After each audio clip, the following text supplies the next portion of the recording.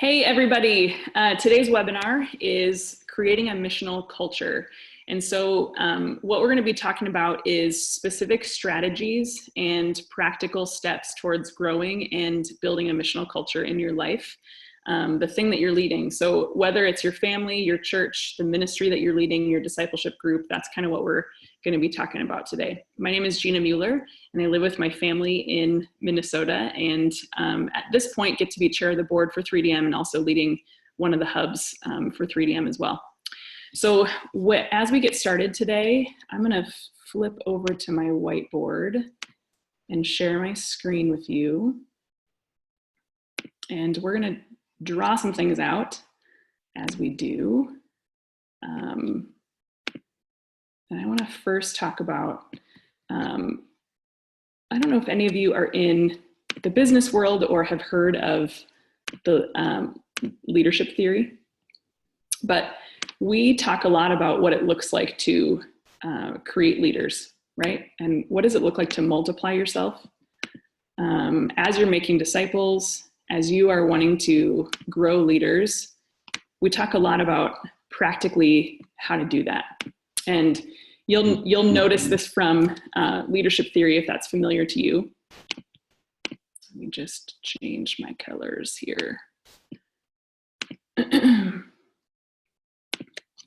But what leadership theory says is if you want to multiply yourself, if you want to grow a leader, if you want to teach anybody else how to do what you do or to know what you know, there's a bit of a process that you take them through, right?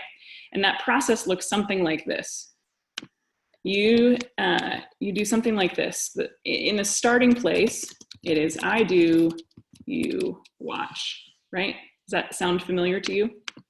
And the next piece is I do, you help.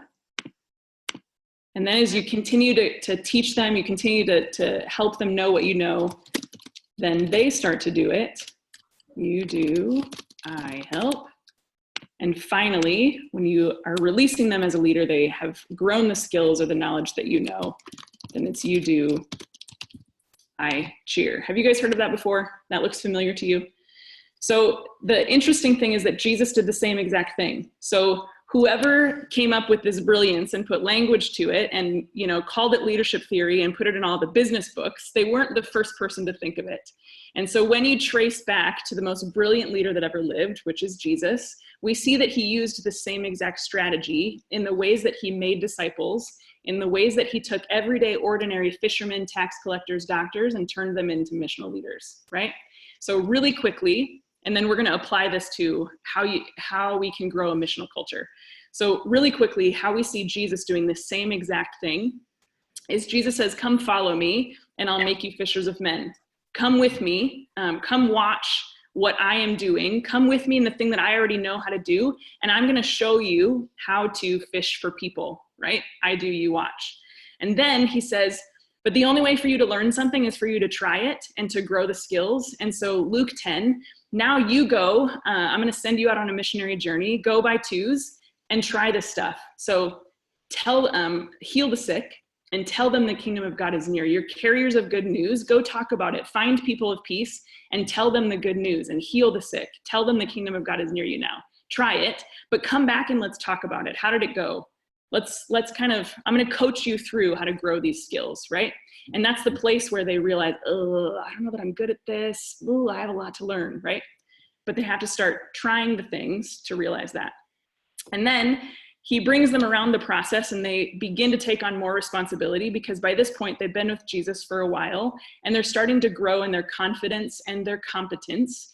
And so now at the you do, I help stage, Jesus says things like, you're no longer my servants, but now I call you my friends. The relationship changes because now they're starting to take on more of the responsibility, right? And then in the end, Jesus says, now it's your turn. You've been with me all this time. I've taught you what I know. I've invested my life into you. Now go and make disciples of all nations, baptizing them in the name of the Father, Son, and Holy Spirit. So we see the same thing in the life of Jesus. And so as we talk about what it looks like to create a missional culture today, we're going to apply this same exact strategy to the specific thing that we're talking about today with mission. How do we get more people to engage in the Great Commission? How do we help those that we're leading, either in our family, our kiddos, the people that we are, sharing life with, or maybe it's our discipleship group, the people that we have already invited into a discipling relationship, and we want to help them grow in growing a missionary lifestyle. Or maybe you're thinking bigger, the church that you lead. How do I create a culture of mission and get people to not just expect me to do evangelism for them, invite people to church so that the pastor can tell the good news to the neighbors, but how do I help them engage with living a missionary lifestyle themselves, with their neighbors, with their coworkers, with the people that are at the shopping center, on their kids' soccer teams? How do we get more and more people to engage in living on mission in their everyday lives with people around them? So we're going to take the same strategy and we're going to talk very practically and very specifically about how you apply this strategy to growing a missionary culture. So because language creates culture, we are going to put some language to each of these sides. And hopefully this will be helpful to you. And again, keep track of questions as you want to apply this into your own context. We can talk about that in a little bit. So if you are wanting to create a missional culture, again, in your family, your discipleship groups, your church, we're going to apply the same strategy there. So the first step is missional inspiration. And here's what I mean by that. Leaders go first. That's you. And once we have gone first, then we're going to cast vision and invite people to come with us. That's what Jesus did. Come follow me, and I will teach you how to fish for people. But here's the thing with that. You are leaders. You're the leader, so you have to go first. And what that means is you have to have the life that you want others to imitate. You're not going to get them to live differently just through brilliant sermons, great theology, stories that you tell. It's not just going to be right information that's going to get them to live this way. It's going to be the ways that they can imitate you in your process. So you as a leader, you've got to have the life first for them to imitate. You can't just teach it, you've got to live it. So start there. That's your starting place. Start engaging with your neighbors. Do you have any non-Christian friends? Or if you think about the circles of people that you intentionally spend time with, are they all already believers? If so, your first step is to find some friends that don't yet know Jesus. Intentionally reach out to, find new relationships, explore who your people of peace are and who you're called to reach. And we'll talk about that in a little bit. So that's your first step. If that's not already a part of your life, that's your first step, right? From there, you're going to start telling stories. This is missional inspiration. I do, you watch. So start telling stories, lots of them. If this is new for you, that's okay. Tell that story. If beginning to explore relationships with neighbors is new for you, you're going to talk about what you're doing and explain that to those that you're trying to teach this stuff to. If you are starting to think creatively about how you're going to invite people into your life and around your table and into your schedule regularly and predictably, those are the stories that you're going to tell. So you go first and then start telling those stories a lot. Then moving beyond you, so you go first, then you're going to start thinking about who else in my sphere of relationships, if you're thinking church-wide, who else in your church is already living this way? Is there anybody that you see already kind of has this life? If so, after you start telling your own stories, you're going to start telling their stories, and you're going to tell them loudly. And what I mean by that is testimonies, pictures, videos, social media, because what you're doing is, remember we talked about how language creates culture. So you're creating language for what a lifestyle of following Jesus looks like, and you're putting it in front of people through story and saying, come follow me in this. This is what it looks like. Come follow me in this, and then I'm going to teach you how to live this way. So tell tons of stories and celebrate publicly what that looks like. Make sense? So missional inspiration, create language for it, celebrate it often, publicly, loudly. What that looked like for us, so personal stories. When my family, this was a number of years ago, 9-ish years ago, we were moving into a new neighborhood, and we had been asking the Lord to plant us in a neighborhood where we could experiment with this stuff as a family on mission. God, bring us to a neighborhood where we can try things. And so, long story short, we moved into a new neighborhood and we started to experiment with who are we called to reach? Who are our people of peace? And so when we moved into our neighborhood, we started to think like missionaries. We started making missional observations. Where do people hang out? What do they celebrate? Where do they celebrate? Just help me see things as a new person coming into this neighborhood. Where do people gather? Those sorts of things. So we just started making observations. And then what we realized is that we were moving into a neighborhood that is aging, but in transition. So we had a lot of empty nesters who had been here. Our neighborhood was built in the 70s. A lot of empty nesters who no longer knew their neighbors, but they used to a long time ago. And hearing their stories, because we were actively asking questions to learn things about the people that we are now living near, we realized that they long for and desire community, but they don't have it right now. It feels like something they used to have, but no longer do. So, noted. What we decided to do is throw a block party. And when I say throw a block party, I mean the most lightweight, low maintenance sort of gathering you can imagine. The kind where you tell people to bring their own chair. But it was a gathering thing for us. We just wanted to see if people would gather because we're trying to discover who our people of peace are, who is open to us, likes us, welcomes us, and then therefore might be open to our message. So we're just gathering people to see what happened. So we started doing that. Another thing that we noticed and observed as we moved in, as we're thinking like missionaries and making missionary observations, is that Halloween is a really big deal in our neighborhood. People not just dress up and open their door for trick-or-treaters, but they have four-wheelers and like trailers that they decorate and put lawn furniture on and carry the kids with four-wheelers on the things around the neighborhood.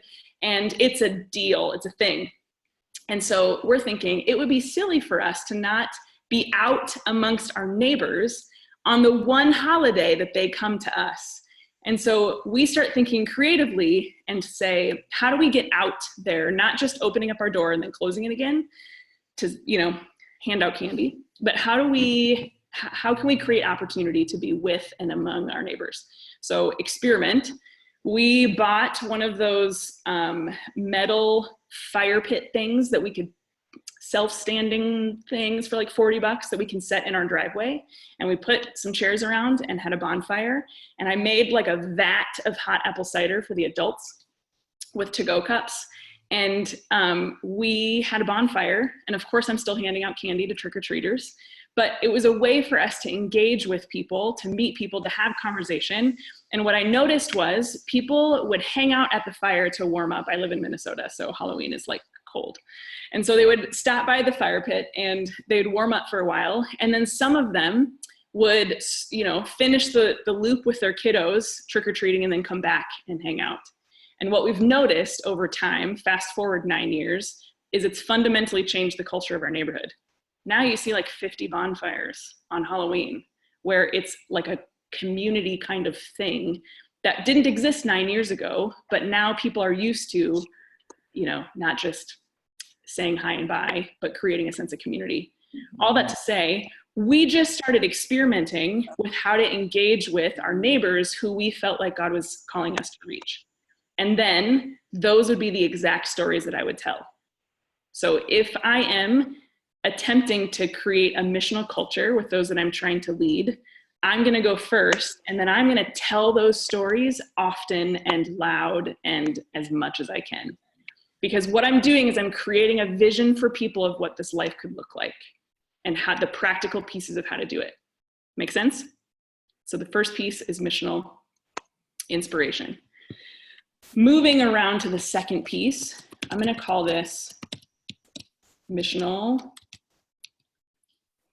activity. And I need to explain this one. So if this is I do, you help, basically what you're saying is you don't know how to do this yet. So I'm going to help you through this process. I'm going to still be here with you, doing it alongside of you and doing it with you. But I need you to start helping because you're not gonna learn how to do the things by just getting information and hearing stories. You have to start trying things to figure out either what you are good at and what you already know, or what you aren't yet good at, but you can learn how to do. Make sense? So again, this is where Jesus says, you've already watched me do some things. Now I'm sending you guys out to go heal the sick, preach the gospel, tell them that the kingdom of God is near, find people of peace, come back, let's talk about it, right? That's the practical piece. So practically what this looks like, and I'm going to use the church example. If you're wanting to create a missional culture in your church, here is a practical way to do missional activity. You are probably going to plan some missional activities or missional events for people to participate in, but the goal here is not the event itself. It's not the service event itself. The goal is that you're giving opportunities for them to grow skills and for it to reveal some things that you're going to process with them. That's the goal. So the only way to teach someone how to do something is by having them try it, right? It's exactly what Jesus did. He brought them along, let them watch, and then sent them out to go try it.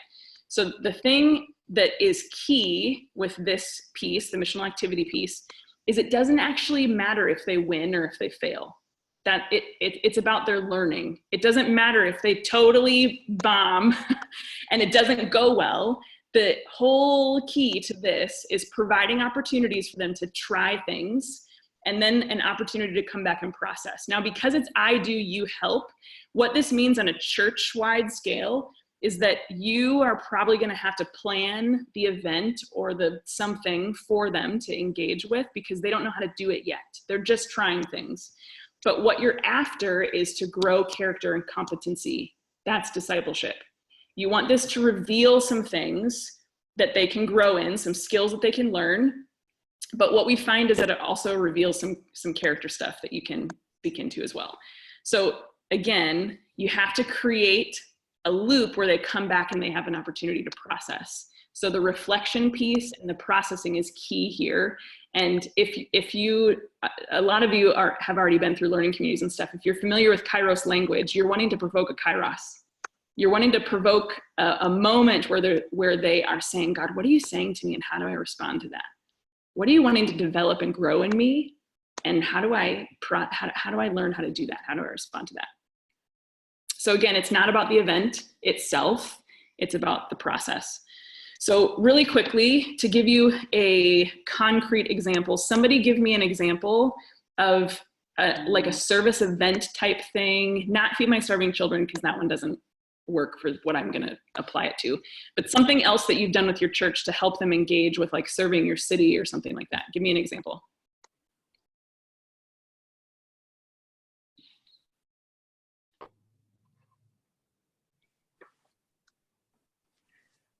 We've provided a water station for the Vancouver Marathon that runs right by our church. Okay, perfect. Done water, yeah. Okay. Yes, okay, perfect. So that's a great one. So what I would do if I was trying to use that as a missional activity that's on my way to creating a culture of mission in my church is I would totally set up that event as a key place for people to volunteer to hand out water. But I'm going to probably meet with them about a half hour before or, whatever. And I'm going to talk to them about looking for people of peace. I'm going to teach them about what a person of peace is and talk about how you do that, probably with a passing person of peace. It's probably not going to be someone that you're necessarily going to see again, but I want to coach them in not just handing out water and giving a smile or being kind, but how do you use this as an opportunity to be good news, to tell good news to people today, right? So again, I'm after growing skills, and then afterwards, I'm going to create a way to circle back and process. So I'm going to create an opportunity afterwards to say, how'd that go? We had a ton of fun today, didn't we? Let's tell some stories. Who did you meet? Who did you interact with? Did you get an opportunity to, et cetera, et cetera? How did that feel? Is there anything that you felt like, oh, I don't feel good at this yet, that I feel like I need to grow in? I'm going to give them an opportunity to tell me what either they felt like, oh, that didn't go well, or oh, I realize that I need to grow in this area, or this went really great, and here's what I saw God do, and let's celebrate that together. So missional activity, but I hope what you hear me saying is that it's not about the event. I'm using this as an opportunity to grow skills for them, right? So my observation is that there's a lot of churches that are doing great service events, but that's kind of where we get stuck, is just hosting an event or having an opportunity to serve. And what I'm saying is, if you want to leverage that to create a culture of mission in your church, then we create opportunities for learning alongside of that. Cool? Good? Okay, the third piece is missional experiments.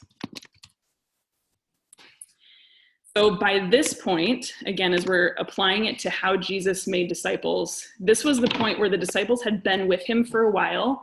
They were growing in confidence and competence. And this was the part where Jesus began to help them share responsibility. They're beginning to take on more responsibility. Again, this is the piece where Jesus says, "You're no longer my servants, now I call you my friends."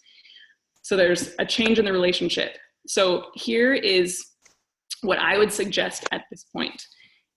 As they have come with you, they've heard your story, they've seen you grow this as a lifestyle, they've caught the vision and they want to continue to live into that. If at this point they've already been able to practice and they're growing in their missionary skills, now it's time for them to try some things on their own, and you're still there to coach them through it all, but now they're going to come up with their own experiments. With missional activities, it's probably something that you've planned for them. Now you're helping them think through a couple key questions. First key question is, who am I called to reach? Mission is a who, not a what. So the first question is a who question. Who am I sent to? Who am I called to reach? And this is where you're coaching them, right? You're helping them think through these things. And then the next question that you're helping them, or questions that you're helping them wrestle through, is once they understand who, then it's like, okay, God, what are you doing amongst those people, the who? Or what are you doing in my neighborhood? Or what are you doing at my workplace? Or what are you doing in my kid's school? Once you understand the who, what are you doing there, God? And how do I respond to that? How are you calling me to engage with what you're already doing? And so how I would coach them at this point is help them make missional observations, just like I told you we did when we moved into our neighborhood. How do I help them make missional observations about whoever they're sent to, whoever they're called to reach? Again, I'm helping them discover who their people of peace are, not giving them a manufactured group that I have sent them to. I'm helping them discover who their people of peace are. Who are they called to reach, and how will they start to engage with them? And then once they start to make some missional observations, I would help them craft or encourage them, equip them towards crafting their own missional experiments. Here's why I use the word experiment. Experiment gives you permission to fail and not feel like you're done now. Experiment means we're just going to try some things and see what works, because I don't know what's going to work. I'm going to take a step and then adjust, and then take another step and adjust. God, what are you doing and how do I respond? Now what are you doing and how do I respond? So experiments gives us freedom to try things and freedom to fail. So I'm going to give you a ton of examples of what I have seen. So here's how I'd coach people. Help them understand who they're sent to, who they're called to reach, and then what does it look like to reach them? So some examples of missional experiments. I've already told you about our block party experiment, which we're still doing 9 years later, and our Halloween experiment, which we're still doing 9 years later. Other examples, we've seen people do like a Friday night happy hour with their neighbors, popsicles on the porch, Monday night dinner. So a predictable, repeatable pattern of an open table and saying anybody can come over for dinner that night. Anybody in our family can invite anybody, preferably that doesn't know Jesus yet, over on that night. That Monday nights are reserved for open table, invite anybody in. We had some people who wanted to reach the unchurched or the de-churched, the ones that have been to church and now aren't anymore. And so they experimented with something called waffle church in their living room, where they were going to do, kind of like host church with waffles in their living room, waffle church. We've had people do something like wine and apps kind of thing with their neighbors, or go around with Valentine's, like using a holiday that already exists as an excuse to go knock on doors and meet your neighbors. So Valentine's Day, and they delivered like a single flower with a little invitation to come over in a couple weeks to their family, to their home for something. We've had people who felt led, they wanted to figure out some way to reach their coworkers. And so their predictable pattern was using the water cooler in the break room at work and just kind of like intentionally, purposefully talking to people who would, be around when they're on break at work. We have had people feel called to the teachers in their kids' school. And so they would do things like the first week of school, last week of school. Conferences are a big one where teachers are working really long days and are exhausted. And they would bring them, bagels and donuts, or organize bringing them dinner that the teachers could stop in during conferences and have something to eat, as a way to be people of peace as you're looking to find people of peace. Stay-at-home moms who are home with the kiddos all day would take their young kiddos to the park on the same rhythm not every day probably, but on the same rhythm at the same time, and see who they meet. Similar idea, if you work outside the home, choosing to work from a public place like a coffee shop, and beginning to talk to the baristas, go at the same time or the same day, so that you oftentimes will develop relationship with the same people that are working there or going there at the same time. One of the guys that I was discipling chose to ride the bus to work instead of drive his car, because then he would meet people from his city and have more of an opportunity to sit there on the bus and talk with them. These are just ideas, right? Putting chairs in the front of your house. In the Midwest, we don't have front porches. And so we have to be, we have back decks and patios. That's where everyone hangs out, in the back of their house. And so we have to be intentional, putting chairs in the front of our house and sitting out there, choosing to hang out in the front of our house so that you can talk with people who pass by. Those are just experiments, right? Experiments to help people find their people of peace and further engage in those relationships. Of course, then the next learning phase is, what does it look like to engage in spiritual conversations? What does it look like to prioritize those relationships when you discover and find your people of peace, to continue to gather them and invite them closer? So at this stage, the you do, I help, the key here is that you're not doing it for them. You're helping them grow in the realization that they are sent ones in their everyday spaces, and you're empowering them to live that way, right? As followers of Jesus who are carriers of the Holy Spirit, who have good news to share in their neighborhoods, in their workplaces, in the everyday spaces that they already are. So you're helping them see who's open to them, who's open to the message that they carry, and intentionally engage with those. We always encourage mission in community. So when I read the Gospels, what I see is that Jesus always sent them out. When it was a missional thing, they always went together. Always went at least in twos, even to get a donkey. I don't know if you need two people to get a donkey, but there's something about doing this in community that seems important to Jesus.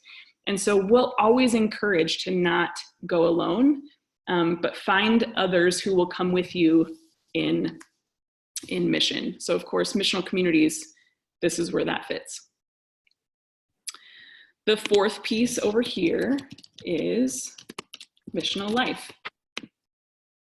You do, I cheer.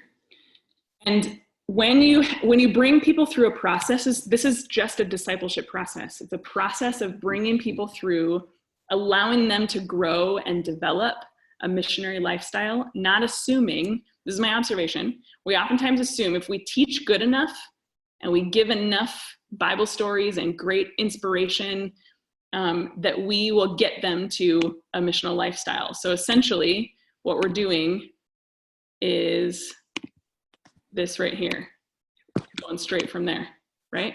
And we oftentimes expect, man, if I just teach the right thing well enough, people are going to leave Sunday morning church and it's going to transform their life and they're going to live it.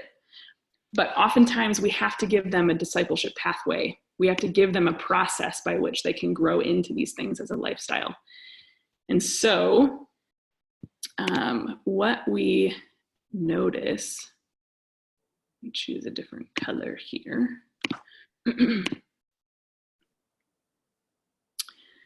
what we notice is over here, when you get to on the disciples end, the people that you're trying to help live this way, when they're over here, it feels,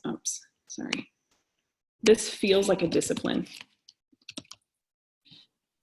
It's a choice. And sometimes it feels hard. New disciplines, man, you have to be real intentional to keep them up. And you have to think really hard about the steps and learning a new skill. It feels like a discipline. Disciplines are sometimes hard, right?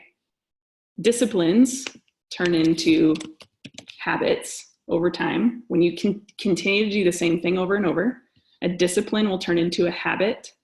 A habit will turn into a rhythm. But I would say it doesn't turn into a life until you multiply. And so what we notice is this is a repeating process. Once you get the life, then you can teach other people how to do it. You can bring other people on the same process and disciple other people in growing a missionary lifestyle. Make sense? So it starts out feeling like a discipline, then it becomes a habit, then you develop rhythms, and then as you start to teach other people how to do it, that's when it becomes a life. I'm going to stop there. I'm going to stop the screen share actually so I can see all your faces. Questions as you are thinking about how this relates to your own context and how you do this in your own family, life, church. What are things that you are thinking about? Things that would be helpful for us to process together.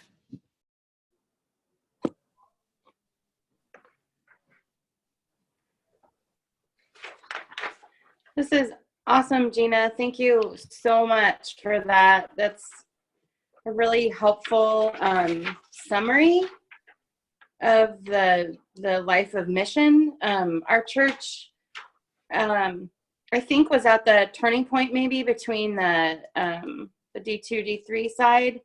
The missional activity was being learned. It was a discipline for people. They were following leaders, and then we were turning the corner into that missional experiments, and people were, and they still are, they're in the habit of living missionally. What seems to have happened for us is we've had a little bit of a explosion there right at the turn of a couple experiments that were happening that were just super beautiful, and like you were saying about it being it's okay if it fails. It's okay. Like, how did you say it? Oh, how do I respond to that? Like, I take a step and adjust. I take a step and adjust. We were right at that spot when we kind of had a big, like, church poop thing. Sure. I guess my question is, so the missional culture has definitely felt and stayed. There seems not to be any cohesion or, like, I feel like we need a new, and I can't decide how to go back. Do we go back to one? Do we go back?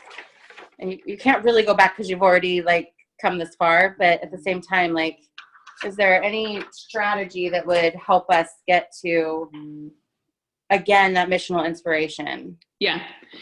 So I would say if you're thinking church-wide, you're never done. So you're always going to have new people coming into the process, and not everybody can engage at the same pace. Yeah. Right. So you're going to have some early pioneers who are like, yes, I get this. I want to live it. And so you have to have a bit of a fast track and a slow track happening simultaneously. Oh, yes. Right. And so your fast track, you keep going with the people that want to run, the ones that want to live it. They're like, yes, I get this. They're probably the first ones that are like, I'll help you plan the missional activities. Yes. And I'll help you. And can I do this thing in my house and invite other people? Yeah, sure you can. So you'll see the people that really want to run fast. And so you have to give them a lane to run in. Your pioneers, and the beauty of that is that they give you the stories to tell. So allow your pioneers to pioneer, to go fast, to get breakthrough.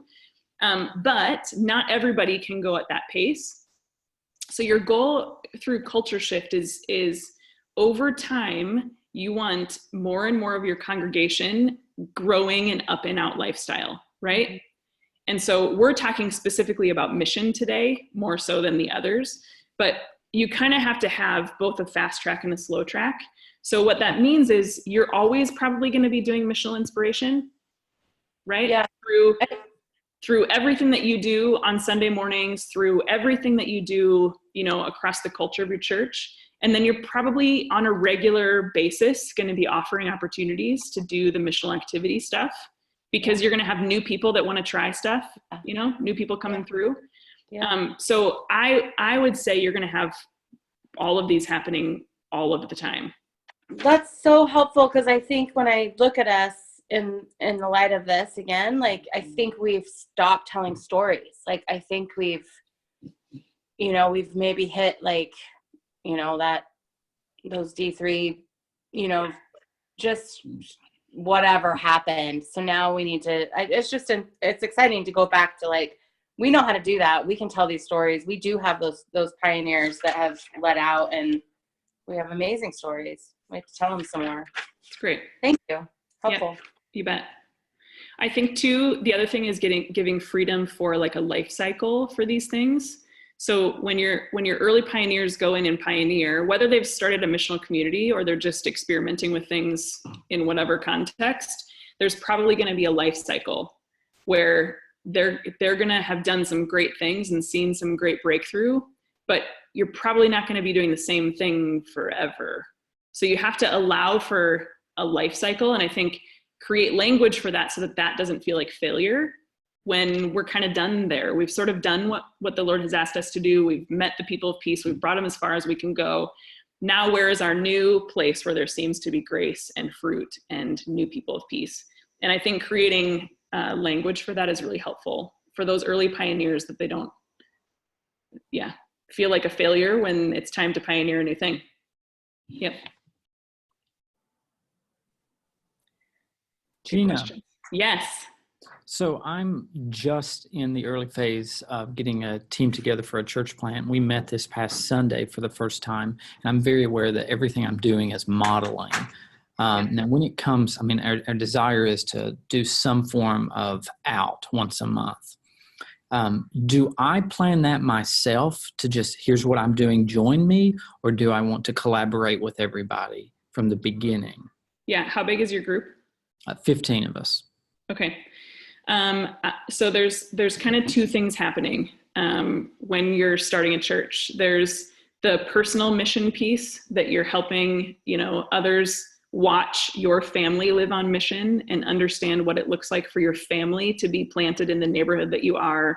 And I assume that you are also working a job and things like that. Yeah. Little bivocational happening. So welcome to my classroom. There it is. So there's the personal mission side, and then there's the question of, as a church, who is God sending you to, and who's God calling you to reach? And I think both of those things are valid as you think about out. So because you have about 15 people as kind of your core team, that's a great number to bring with you, or to have help you in some of the personal mission stuff of who your family feels called to reach. But then simultaneously, you're probably asking, who's our church sent to? Like, what's the neighborhood or the people group, or who are we together as a body trying to reach? And so some of your outs are probably going to be geared towards that as well. Cool. Great. I have a question. Okay, go ahead. Albert, was that you? Yes, that's me. I had a question. The people that we are leading around this experience, do they have to be people who are being discipled, or you could draw them from the church congregation? Yeah. So if we're looking at how do you create this kind of culture in your whole church, there's going to be definitely people who are not formally in a discipling relationship who are able to go through this process. So when you kind of look at church-wide, how do you do missional inspiration? It's probably going to be from the front, from sermons, stories, videos, social media, that kind of stuff. So if you kind of look on the big macro level, you're thinking about, how do I create on-ramps, excuse me, for everyone in my church to grow an up and out lifestyle? while simultaneously you're going to start discipleship groups and take this whole thing also applies to those in your discipleship group and ideas on how to get them to engage in everyday mission. So I think just the scope changes. Does that make sense? Yes. Great. Chad, you had a question? Yeah. Do you have any comments for someone so I'm an associate pastor trying to implement this and trying to get the senior pastor on board. And a lot of it is in his DNA, mine as well, but we just have not been exposed to the intentional 3DM toolkit. Sure. For the example, the leadership square, we've done it haphazardly. We've done it on accident. But we haven't intentionally taken people through that process efficiently and effectively again and again and again and taught them to do the same. So I guess my question is, do you have any comments for someone like me who is in an associate role trying to get the senior leader on board? Yeah, a couple things. I would say the way that you live it personally is the fruit will speak for itself. Right. So the ways that you are naturally living this stuff and calling other people to follow you in it and watching them start to live it as well, that's the fruit just speaks for itself. But I would say there's ways for you to humbly provide ideas for strategy. And it depends on what you have authority and responsibility for, to not overstep those, make sure that you're serving his vision, but ways for you to suggest a strategy for moving forward. And also, I would say also provoke a kairos. What's our vision? How's that going? Is that working? Are we accomplishing that? And we use some different tools to help draw those things out, but that's a helpful way to say, this is what we said that we want to do. This is what we feel before the Lord that he's called us to be as a church. How are we doing at that? Is that working? Mm-hmm. And then here's perhaps a suggestion for how we could more strategically engage in that. Yeah, thanks. Most church visions include some sort of out. Whether or not that's actually happening is another story. I had a question on the opposite side of a church plant. On the opposite side, working with it, being at the very beginning stages. Yeah. A long established church with a full traditional structure that also has small groups. My main question is, would you try to, in terms of the choice between trying to work with existing small groups that were primarily established more for, the typical small group of care and support and sure. discussing Bible things. Would you try to work with kind of this existing small groups and trying to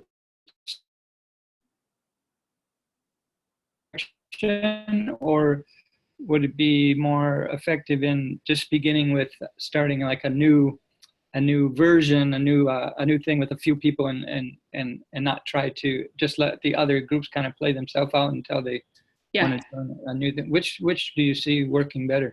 Great question. You'll probably hear different people give you different answers on this. So I'll give you my opinion. Okay.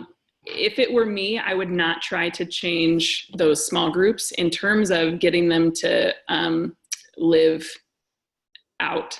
And that doesn't mean I wouldn't encourage it, but I wouldn't force it upon them saying you can no longer be a small group unless you are doing some sort of mission. And here is why. Those existing small groups have an existing kind of social contract. And the reason why they signed up for that was not necessarily mission. It might have been to grow deeper in their walk with the Lord, to learn more Bible knowledge, to fellowship stuff. So it's usually typically more up and in. Mm-hmm. And so when you introduce out, if they are going through, you and I have talked about different resources where they would together be able to engage in those things. Like, for example, using one of our resources is Jesus Shaped Life. It's a book by Bob Runglian, great resource, and a great idea to have small groups use that resource, as well as there's some others that I can can suggest as well. And so if that group by itself wants to, then awesome. But I would say it's too big of a leap to ask them to be something that they never intended to be when they signed up for that group. So if I were you, there's, again, fast track, slow track. There's a way to use existing small groups on a slow track through using different resources to encourage them to grow in, up in, and out together. But I wouldn't force it upon them. Does that make sense? Yeah. I would provide other opportunities for them to engage in some It should stuff. be somewhat of a both and. Absolutely. Yep. Yeah. Yep. We use long obedience in the same direction over time. Oh yeah. And what's that? With Eugene Peterson? Well, that's not a resource. I would just say that's language that we use. Oh, okay. Of culture shift takes a long time, yeah. Right? And so as you're looking at how to shift culture, it's long obedience in the same direction over time. And it does happen. It does get there. Yeah. We might have time for one more question. Any other things that you're thinking about? If you're going to start DNA or huddles, discipleship huddles, would you suggest everyone in the huddle read Building Discipleship Culture Together, or the resource you just mentioned, Following Jesus? We have used both. Okay. I would say it depends on who is in your huddle and what you're hoping that huddle produces. So if you are wanting that huddle to produce more huddle leaders and discipleship leaders, then Building Discipling Culture is a great resource to huddle through, but so is Jesus Shaped Life. Okay. Jesus Shaped Life is a perfect resource just to get the DNA kind of into the water, into the culture. But I would say if it's specifically a leadership huddle that you want to multiply leaders, Building Discipling Culture is great. Okay. Yeah. Good questions. This was great today. Very helpful. I want to just talk about a few things coming up for 3DM, different opportunities that may be helpful to you. And Kevin, I did get your email and I'll respond about coaching too. Okay. So we have a number of different opportunities that you can hop into. One of them is various coaching huddles that we have happening around the country. And so if you haven't gotten into a coaching huddle, if you haven't been through kind of our longer process with us, training process with us, we'd love to invite you into those. We also have a number of learning communities starting this fall all around the country. So I know that we have learning communities. There was one just this last week in Phoenix, and then we have some coming up in Fort Wayne, Indiana, and Massachusetts, and California. And then I know we'll have more coming up in the spring. We hope to have some more in, for sure, in the Midwest and the Northeast and some other parts. So we've got some learning communities. If you haven't hopped into those, would love to encourage you to check those out. Reach out to me if you want more information about those. I would love to get you connected into those things, and would love to get you connected to the wider movement if that's a desire for you. Also, on the 3DM website, if you go to the homepage, 3dmovements.com, and you scroll, I believe you scroll all the way to the bottom on that homepage, there's a place where you can sign up for our newsletter. And so if you want to kind of stay abreast on other webinars that are coming up, things that are happening across the movement, I would encourage you to sign up for that. So we usually do like a weekly newsletter that goes out to everybody who is subscribing to that. So go to the 3DM website, 3dmovements.com, and I think you scroll all the way to the bottom and then you can subscribe to that newsletter. Okay? You guys have most of you should have my email address. If there's anything that you need, please reach out to me. I'd love to help you with whatever you need. Okay? Thank you. Good to see you guys today.